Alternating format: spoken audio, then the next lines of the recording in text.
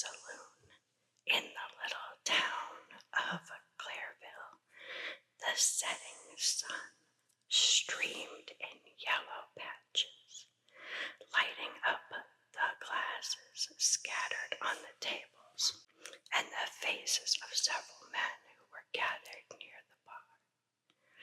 Farmers mostly, they were, with a sparkling of shopkeepers, while prominent among them was the village editor, and all were discussing a startling piece of news that had spread through the town and its surroundings. The tidings that Walter Stedman, a laborer on Albert Kessler's ranch, and ended his employer daughter's life, had reached out to them and had spread universal horror among the people. A farmer declared that he had seen the deed committed as he walked through a neighboring lane, and having always been noted for his cowardice instead of running to the girl's aid, had hailed a party of miners who were returning from their midday meal through a field nearby. When they reached the spot, however, where Stedman, as they supposed, had done his black deed, only the girl lay there in the stillness of her body. Her life ender had taken the opportunity to fly. The party had searched the woods for Kelsey's estate, and just as they were nearing the house itself, the appearance of Walter Stedman walking in a strangely unsteady manner towards them made them quicken their pace. He was soon in custody, although he had protested his innocence of the crime. He said that he had just seen the girl himself on the way to the station, and when they found him, he was going to the house for help. But they had laughed at his story and had him into the tiny, stifling caboose of the town. What were their proofs? Walter Stedman, a young fellow of about 26, had come from the city to their quiet town, just as times were their hardest in search of work. The most of the men living in the town were honest fellows doing their work faithfully when they could get it, and when they had socially asked Stedman to have a drink with them, he had refused in a rather scornful manner. That infernal city chap, he was called, and their hate envy increased into strength when Albert Kelsey had employed him in preference to any of themselves.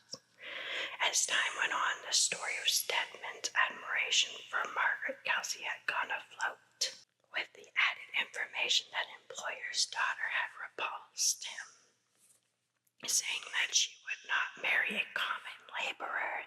So Stedman, when this news reached his employer's ears, was discharged, and this then was his revenge for them. These proofs were sufficient and pronounced him guilty. Yet that afternoon, as Stedman crouched on the floor of the caboose, grew hopeless at his knowledge that no one would ever believe his story, and that his undeserved punishment would be swift and sure. Tramp boarded a freight car several times from town, sped away from the spot where his crime had committed, and knew that forever his shadow would follow him. From the tiny window of his prison, Walter Stedman could see the red glow of heaven that betokened the settings of the sun. So the red sun of his life would soon to set, a life that had been innocent of all crime, and now was ended for a deed that he had never committed. Most prominent of all the visions that swept through his mind was of Margaret Kelsey, lying as he had first found her, fresh from the hands of her life-ender. But there was another of a more tender nature. How long he and Margaret tried to keep their secret, until Walter could be promoted to a higher position so that he could ask for her hand with no fear of her father's antagonism. Then came the remembrance of the afternoon meeting between the two of the woods of Kelsey's estate. How they just prepared. Walter had heard footsteps near them, and glancing sharply around, saw a evil, scowling murderess peering through the brush. The owner of the cousins had taken himself hurriedly off. The gossiping of the townspeople construed this romance. And when Albert Kelsey had heard of this meeting from the man who was later on appeared as a leader, he had discharged Stedman. They had believed that the young man had formally proposed and had been rejected, but justice had gone wrong, as it done innumerable times before, and will again. An innocent man was to be ended, even with the comfort of a trial, while the man who was guilty was free to wander where he would. That autumn night the darkness came quickly, and only the stars did their best to light the scene. The body of a man who was masked and having as a leader one who had ever since Stedman's arrival in town cherished a secret of hatred for the young man, dragged Stedman from the caboose and trammed him through the town, defying even God himself. Along the highway and into the Farmer Brown's crosscut they went, vigilantly guarding their prisoner who was with their lanterns lighting up his hatred face. Walking among them was a lagging step of utter hopelessness. That's a good tree, their leader said, presently stopping and pointing out the spreading oak.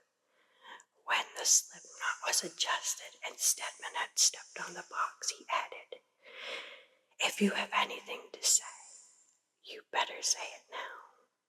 Give us your proof," jeered at the leader, and then Stedman kept a despairing silence, and he laughed shortly. "Ready, men," he gave the order, and the box was kicked aside. Only a rifling person swung to and fro in the gloom. In front of the men stood their leader, watching the contortions of the person with the silent glee. "I'll tell you a secret, boys," he said suddenly. "I was after that poor life-ended girl myself. A small little chance I had, but by that time he had just a pause then. He shunted the earth, cut him down. You fellows, it's no use, son. I'll give up the blasted thing as a bad job. There's something strange about that there tree. Do you see how the branches balanced it? We have cut the trunk nearly in two, but it won't come down. There's plenty of others around. We'll take one of them. If I'd long rope with me, I'd get the tree down.